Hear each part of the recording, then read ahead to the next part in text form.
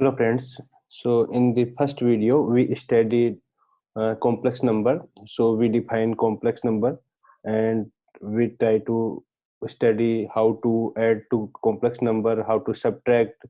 Now there was the last topic where we left. Now name of the topic is I'm writing down here multiplication of two complex number. Okay,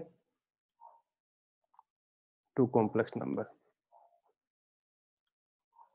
So now we were denoting complex number by z. So you have one complex number z1, another complex number z2. When you multiply them, what will you get? Okay, so now we are writing down z1 complex number in the simple form of a plus iota b, where a and b are the real. Similarly, z2 complex number is written as c plus iota d. Now we want to multiply them. Okay, so z1 into z2 will be equals to simply a plus iota b multiplied by c plus iota d. So now we will multiply by term. So you can write down a, which is multiplied by this complex number c plus iota d. Now here this the second term, which is iota b, which is multiplied by the again second complex number completely. So now when you multiply it, here you will get AC plus this iota term and then AD plus again this iota term and BC, and then you see that B and D multiplied, and when this plus with sign iota into iota, which is iota square, and then BD. Okay, now AC here and again iota AD, and in these two terms you can take iota common, so it will give you AD plus BC. Now when we started the chapter, I told you that simply iota square is equals to -1. So you substitute value of iota square and it will give you minus iota into BD, which is this after the multiplication it will be negative. So this number AC minus BD plus iota into AD plus BC is the multiplication of the two complex number. Okay, now the multiplication of two complex number is also a complex number, which is property of the multiplication and known as a closure property of the for multiplication of two complex number. Okay, I am writing down here. Okay? Closure property for multiplication.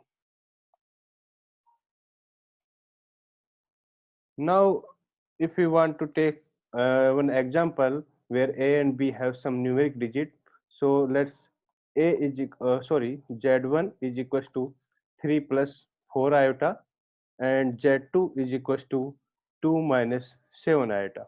Then multiplication of two complex number z1 into z2 will be equals to simply 3 plus 4 iota into 2 minus 7 iota.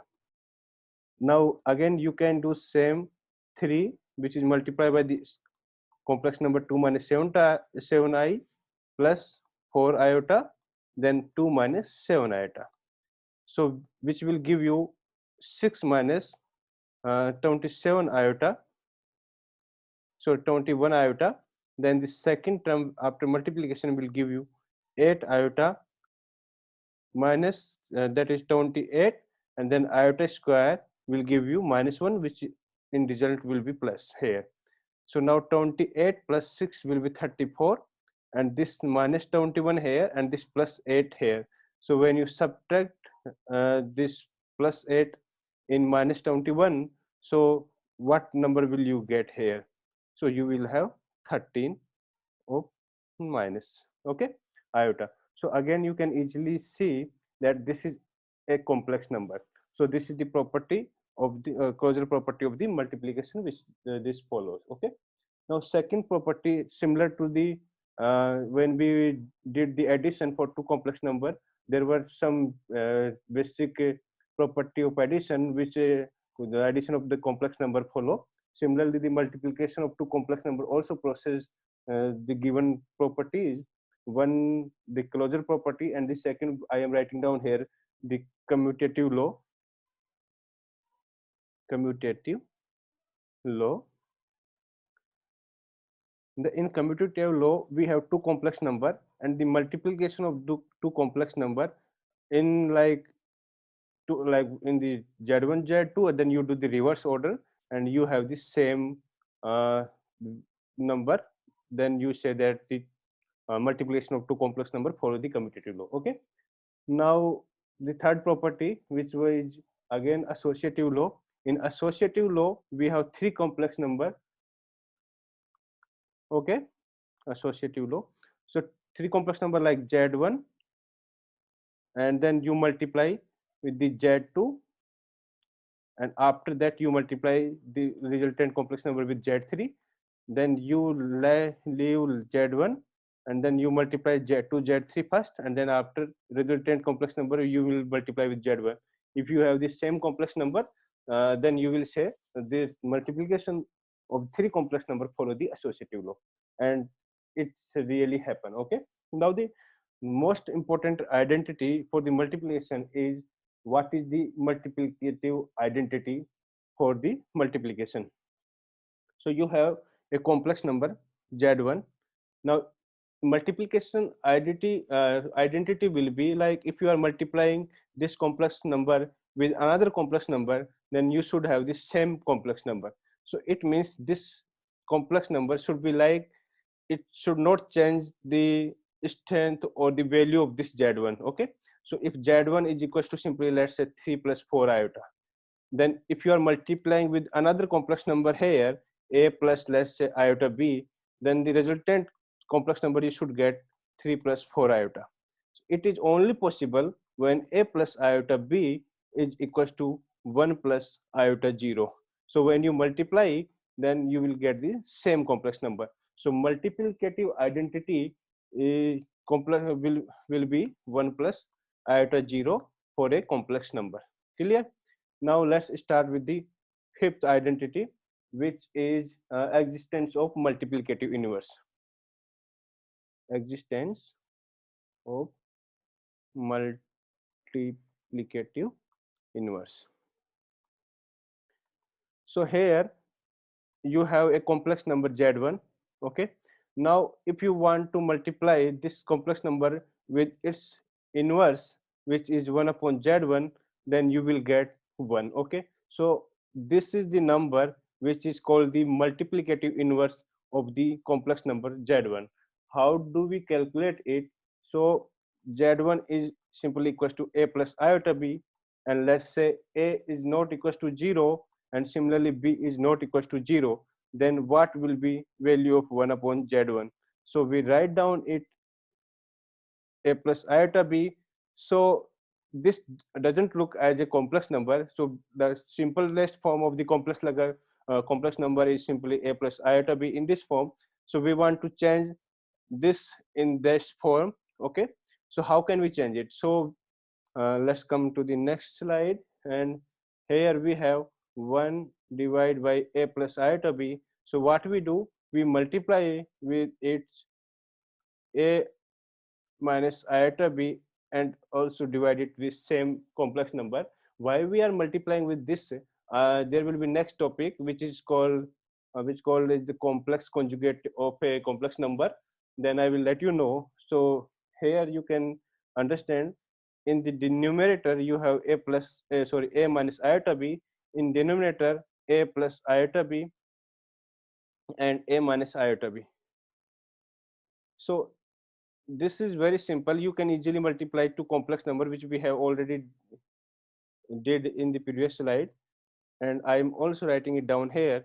So when you multiply a with a minus iota b plus iota b multiplied with a minus iota b, so here you have a square, then minus of a iota b, then plus iota of ba minus of b square, then iota square will give you -1, then it will be plus. So here this is AB and BE, and we have done that the multiplication of two complex number follow the commutative law. So these two will be equal, so they will cancel out, and the resultant as you have a square plus b square. So now you can easily write down here a minus iota b in divide of like a square plus b square in denominator. So in the finally you can write down it a divided by a square plus b square, then minus sign, then iota b divided by a square plus b square. So if you replace these two numbers by some other constant or real number, let's say this is a and this is capital B. So again, this is in the form of a minus of iota b.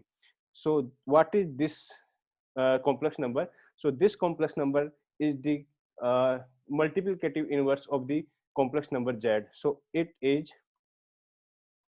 multiplicative inverse of complex number z, which is equals to a plus iota b. So that's what we took in the previous slide. Okay. So next, if you want to do some numerical problem for this one, so let's one simplest form is you have z1 is equals to 3 plus 4 iota. Then what is the multiplicative inverse of this number?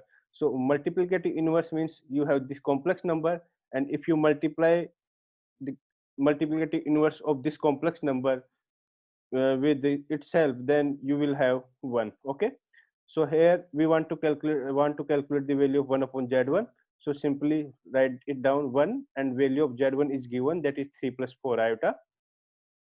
Now what we did in the previous case, the same thing we are going to do here. So it is 3 plus 4 iota, and multiplying with it the complex conjugate of this number, you will have this form. In the numerator you have 3 minus 4 iota, but in denominator I already told you it gives directly. So this is the form of a plus iota b, and if you multiply with its complex conjugate a minus iota b, where a and b in the same, in the both case you can see a is here looks same, so it gives you a square plus b square. So simply here a is 3 and b is 4, so it will give you 3 square plus 4 square. Okay, so which is equals to 3 minus 4 iota. Then 9 plus is 16, which is simply 3 upon 25 minus 4 upon 25 iota. Okay, so this is the complex multiplicative inverse of the complex number z1. Now the next point, which comes there, how to division two complex number. Okay, so division of two complex number. So simply you have complex number z1, another complex number z2, and the division of two complex number is written simply z1 divided by z2, and you can write it down like z1 and the multiply of z2. So simply you can say this 1 upon z2 is multiplicative inverse of the z2. So all the time whenever you have this form, so always think that this z2 can be written separately 1 upon z2, which is the multiplicative inverse of the z2 complex number. Clear? And one of this example, simply you can take z1 is equals to, let's say, 6 plus 3 iota, and then z2 you have, let's say, 2 minus iota. So it and division of these two complex number will be simply equals to 6 plus 3 iota divided by 2 minus iota. Now I told you that 6 plus 3 iota divided by minus 2 iota, and this denominator complex number can be seen as the multiplicative inverse of its. So 2 minus iota, the multiplicative inverse of the z2, what it will be. So how will you solve it? And it can be easily solved that if this is equals to z2, then 1 upon z2 will be equals to 1 upon 2 minus iota, and then you multiply with its complex conjugate in numerator and denominator. So you will have 2 plus iota in numerator, in denominator you have 4, and then minus of iota square, which will give again minus 1, which will be resultant in plus 1. So it is 2 plus iota divided by 5. So this is the value of 1 upon z2. Then division, so in the numerator you have z1 divided by z2, which is simply z1 into 1 upon z2. So you have calculated the value of 1 upon z2. Now write it down there in the multiplication of Z1. So simply Z1 divided by Z2 equals to 6 plus 3 iota into 1 upon Z2 value we calculated, which is 2 plus iota in divide of you have 5. Okay, so now you can easily multiply in numerator 6 plus 3 iota into 2 plus iota divided by 5, then 6 2 ja 12 plus 6 iota plus 3 2 just 6 iota, then it's 3 iota square, which is minus 3. Then if you subtract minus 3 in 12, then it will give you 9, and then 6 iota and 6 iota will be 12 iota, and in parallel you have in division 5, so put it here. So this is the division of these two complex numbers, z1 divided by z2. Okay, now next topic which comes, what is the power of iota? Okay, power of iota. So you know that iota is simply is equals to square root of -1. When you did do the square of this one, then you get this number. Simply if you have square of this number, then you have square right hand side. So this is iota ki power 4 is equals to simply 1. Okay, now you say that let's multiply this iota power 4 into iota square, then it will be I1 into iota square. So it is iota raised to power 6 simply is equals to -1. Then you again you multiply it with the iota square. So iota 6 into iota square is equals to -1 into iota square. So it is iota raised to power 8 is equals to -1 into iota square is again -1, which is 1. So you can see here this number iota raised to power 8 is 1, iota to power 4 1. And simply you go on, you will see that whenever you have power of iota in multiplicative of 4, then you will have always positive number, which is 1. Okay, so if you multiply with 4 and like extra iota, then you have this iota. If you multiply with the iota square, then you say you can break down it like iota into 4n into iota square, which is simply iota to power 4n will give you 1, then iota square will give you -1, so it equals to -1. Then iota raised to power 4n plus 3, simply again you can break it down in two terms. Then iota raised to power 4n is 1. Then iota raised to power cube is simply iota square into iota, which is equals to -1 into iota, that is minus iota. Then you have iota raised to power 4n plus 4, so 4n plus 4. So again you can take 4 common and then n plus 1. So this is multiplicative of 4, which will give you simply 1. So this is the power of uh, iota. Okay, and this is very very important. So you can now next topic in the complex number is how to calculate the modulus of complex number, the modulus and conjugate complex.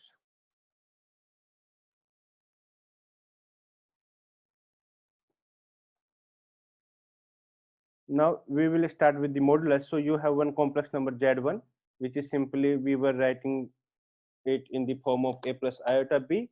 Now if you want to calculate the modulus of this z1 complex number, which is simply equals to a square plus b square. So here you can see there is no iota or negative sign, so this number is the real number, which is non-negative. Okay, so whenever you are taking the modulus of any complex number, it should be positive and real. Okay, which is like simply if you have a complex number z1 is equals to 3 minus 7 iota, the modulus of this complex number is simply 3 square then plus minus 7 square, which is equals to 9 plus 7 7 is 49, then square root of this number is 58. So this is positive number, you can see, and this is real. Okay, now the conjugate complex number. So complex number z is simply a plus iota b. The complex conjugate of this number is written by z bar. Okay, so this is z bar, and it change sign with this imaginary part, which is simply is equals to a minus iota b.